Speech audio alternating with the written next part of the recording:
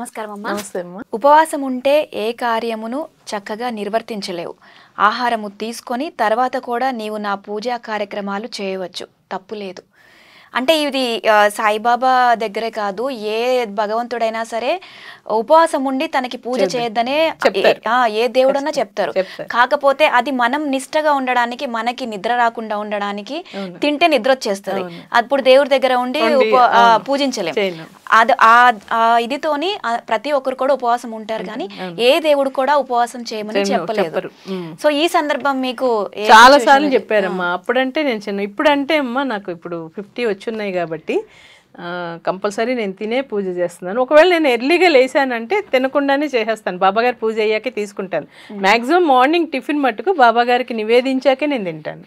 ఒకవేళ ఏదన్నా సమయం లేట్ అవుతుంది అన్నప్పుడు ఏదన్నా ఒక బనానా ఫ్రూట్ కానీ లేకపోతే ఒక ఫ్రూట్ తీసుకొని బ్రేక్ఫాస్ట్ అయ్యాకే బాబాగారికి నివేదించాకైతే తీసుకుంటాను.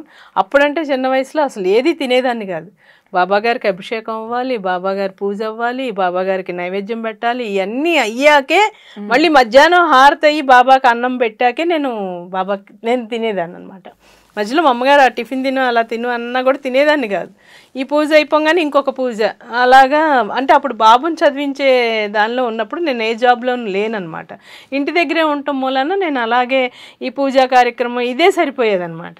నేను చాలామంది ఫ్రెండ్స్ వస్తూ ఉండేవాళ్ళు, ఆ పూజ అది చూస్తూ ఉండేవాళ్ళు, వాళ్ళకి ఇష్టమైన నైవేద్యం కూడా తీసుకొస్తూ ఉండేవాళ్ళు. తినురాణి కొంచెం అని చెప్పినా కూడా అప్పుడంటే ఆ వయసులో బలం ఉండటం మూలన ఏది తినకపోతే బాబాగారు నాకు ఇలాగే చెప్పేవాళ్ళు, నువ్వు అసలు అలా తినకుండా చెయ్యొద్దు, తిని నాకు సంపూర్ణంగా పూజ చేయి, ఉపవాసం అనేది ఉండద్దు అంటారు. అస్సలు ఒప్పుకోరు. అలా ఎప్పుడైతే చెప్పారో లేదు అనుకునే మనసుని అప్పుడు మనం అయ్యో బాబాకి పెట్టకుండా మనం తింటున్నాం అన్న బాధ అలా ఏర్పడి అలా అలవాటు చేసుకొని అలా బాబాకి పెట్టాకే తినాలి అనే ఉద్దేశంతో నేను చాలాళ్ళు అలాగే చేశాక ఆరోగ్యం ఎప్పుడైతే మనకి తెలుస్తుంది, మనలో ఏదైతే ఉందో రుగ్మత ఉందో, ఓకే నీరసపడిపోతాను ఇలాగా అనుకున్నప్పుడు బాబా లేదు నేను తింటున్నాను బాబా, తినేసే చేస్తానని చెప్పేసేసి తినేసాక నేను చేస్తున్నాను అనమాట. ఒక్కొక్క సందర్భాలు అలా చేస్తాను. ఉపవాసం అయితే అసలు ఉండనివ్వరమ్మా. నేను ఇప్పుడు ఇదివరకైతే అసలు రాత్రులు ఏం తినేదాన్ని కాదు. ఇప్పుడు ఏంటంటే ఆరోగ్య కారణాలు మార్పుల వల్ల, కాల మార్పుల వల్ల రాత్రులు కూడా నేను అన్నం తినను, టిఫిన్ అయితే తీసుకుంటాను. అది కూడా బాబాగారికి నివేదించే తీసుకుంటాను అనమాట. అలాగా ఉపవాసం అనేది ఉండనివ్వరు. ఇప్పుడు శివరాత్రికి అలాగైతే ఉండలేను.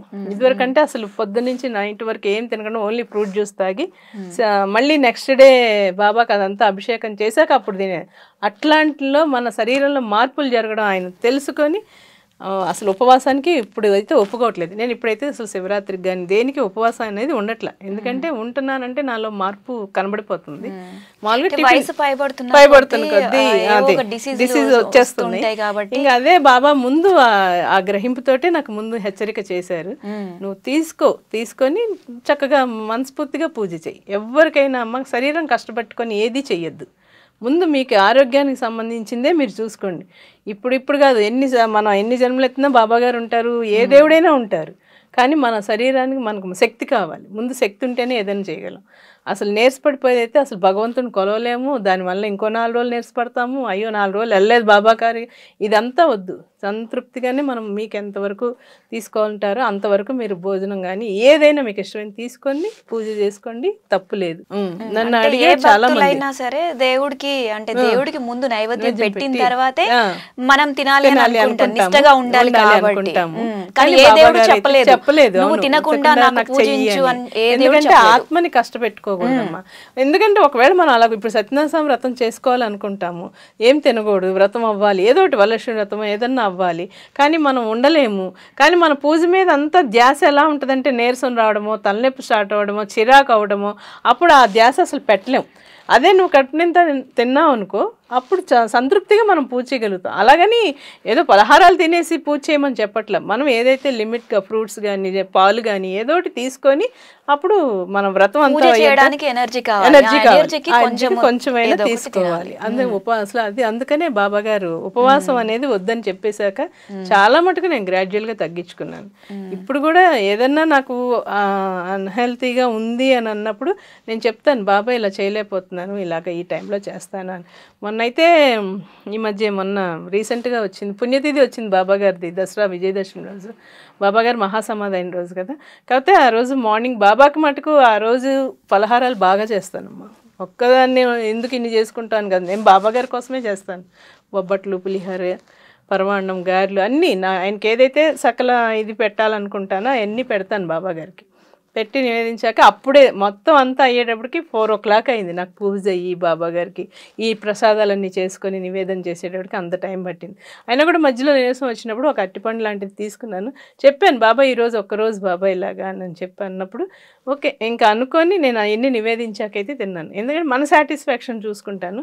కాకపోతే మార్నింగ్ ఒకసారి బ్రేక్ఫాస్ట్ చేసేసాక ఇంకా బాబా మిగతా అదంతా ప్రసాదాలన్నీ చేసి నేను బాబా గారికి నివేదించాక అప్పుడు నేను అన్నం తిన్నాను అనమాట. అలా ఏదన్నా సందర్భంలో ఉన్నప్పుడు ఎక్కువగా శరీరాన్ని కష్టపెట్టుకొని అయితే చేయనివ్వరమ్మా బాబా, అది చెప్తారు. ఎప్పుడన్నా నేను చేయలేని రోజు కూడా నేను చెప్తాను బాబా నాకు ఇవాళ చేయలేకపోయాను నేను అని చెప్తాను. అప్పుడు చెప్పేస్తున్నాను అదే నేను ఆయన దగ్గర ఏ విషయానైనా నేను ఇలాగే చెప్పుకుంటా.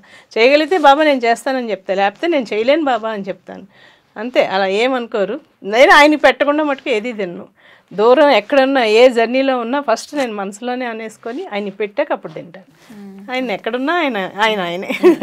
సరే అమ్మా, ఇంకో సందేశం చూద్దాము. కంగారు పడవద్దు, నీ కొడుకు 2 గంటల్లో స్పృహలోకి వచ్చు. ఇదే సందర్భంలో బాబా ఇచ్చిన సందేశం. బాబు బీటెక్ చదువుతున్నప్పుడమ్మా బాబా చెప్పారు నాకు. చెప్పినప్పుడు ఏంటి బాబా ఇలా చెప్తున్నావు ఏంటి అంటే, నేను చెప్తాను నాని బండి మీద ఎట్లా స్పీడ్గా వెళ్ళొద్దు బాబా ఇలా చెప్తున్నారు అని అంటే నీ ముసలైన ఏదో చెప్తారులే అని చెప్పి ఇలాగే అంటూ ఉంటాడు. బాబు చమత్కారంగా ఉంటాడు కానీ వాడికి బాబా మీద మహా అభిమానం ఎక్కువ.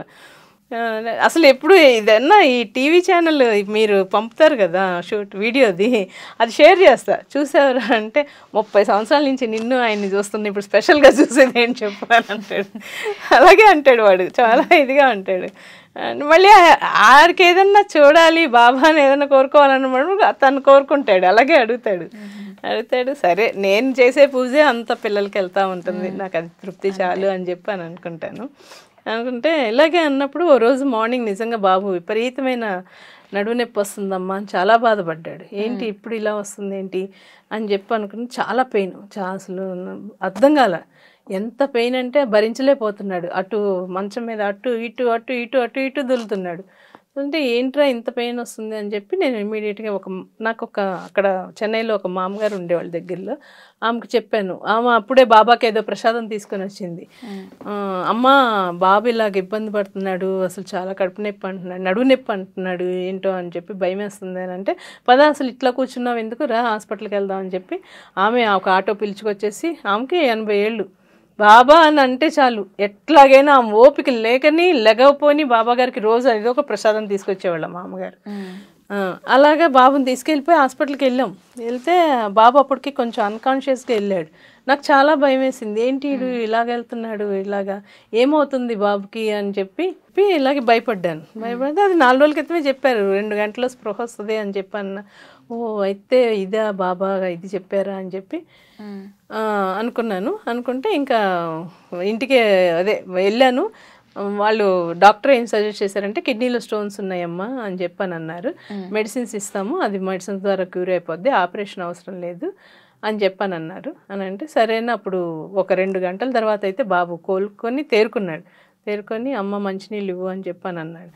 అప్పుడు అసలు ఆ టైంలో అయితే ఇంకా అదే చెప్తున్నాను కదా, బాబుకి ఏదన్నా బాగాలేదు అని అంటే తల్లికే కదా కంగారు వస్తుంది, చాలా కంగారు పడ్డాను. కాకపోతే బాబా గారు నాకు ముందే సందేశం ఇచ్చారు, 2 గంటల స్పృహ వస్తుంది, కంగారు పడవద్దు అని చెప్పారు కదా.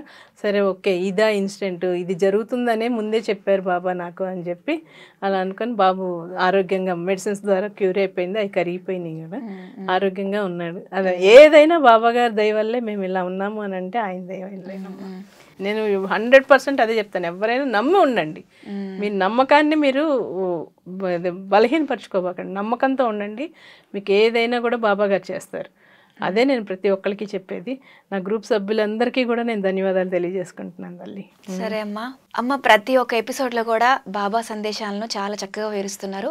అలాగే మరో ఎపిసోడ్లో కూడా మరిన్ని బాబా సందేశాలు మీరు మాకు తెలియజేస్తే మాతో పాటు వ్యూవర్స్ కూడా చూసి ఆనందిస్తారమ్మా. ఓకే తప్పకుండా అమ్మా, మీరు ఎప్పుడు పిలిచినా కూడా నేను బాబా గారి గురించి నేను వివరణ చెప్తాను. అలాగే ప్రతి ఒక్కళ్ళు కనీసం ఒక 10 మంది మారినా చాలమ్మా. ప్రతి ఒక్కళ్ళ మార్పు రావాలి, అందరూ మారమని చెప్పట్లే, వాళ్ళు ఇప్పుడు ఎవరైతే బాబా మీద నమ్మకం ఉంటుందో ఇంకా నమ్మకం పెంచుకోవాలనే ఉద్దేశంతో నేను చెప్తున్నానమ్మా.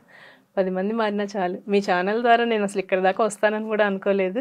ఇదంతా కూడా బాబా గారి కృతజ్ఞతేనమ్మా. బాబా గారి దయ వల్లే మనం ఈ కార్యక్రమాన్ని ఇంత ఆనందంగా చేసుకోగలుగుతున్నాం. మరో ఎపిసోడ్లో మరిన్ని సందేశాలతో మళ్ళీ కలుద్దామమ్మా. ఓకే అమ్మా. అంతవరకు నమస్కారం. థ్యాంక్స్ అమ్మా. ఈ ఎపిసోడ్స్ చూసిన వాళ్ళు చాలా మంది కూడా కింద కమెంట్స్ పెడుతున్నారు, బాబా గురించి ప్రచారం ఎందుకు చేయాల్సిన అవసరం లేదు కదా, నమ్మకం ఉంటే సరిపోతుంది కదా అని. ఇలా చేయడం వల్ల కొంతమంది మంచి మనుషులు కలిసి కష్టాల్లో ఉన్న అవతల వారిని బాబా పేరుతో ఆదుకుంటున్నారు. సో ఇది ఒకరికి మంచే జరుగుతుంది, దీనివల్ల అయితే చెడు ఎవ్వరికీ జరగట్లేదు. సో ఈ ఎపిసోడ్లో బాబా సందేశాల గురించి వివరించడం అనేది అవతల వారికి, కష్టాల్లో ఉన్న వారికి సహాయం చేయడం కోసం మాత్రమే. ఇది గ్రహిస్తే బాగుంటుంది. వచ్చే ఎపిసోడ్లో మరిన్ని సందేశాలతో మళ్ళీ కలుద్దాం. మీకు ఇంకా ఏమన్నా డౌట్స్ ఏమన్నా ఉంటే కనుక స్క్రీన్పై నంబర్ వస్తుంది, ఆ నంబర్కి కాల్ చేయండి. లేదంటే కింద కామెంట్స్ బాక్స్లో మీకు ఏమన్నా డౌట్స్ ఉన్నా కూడా తెలియజేయండి. నమస్కారం.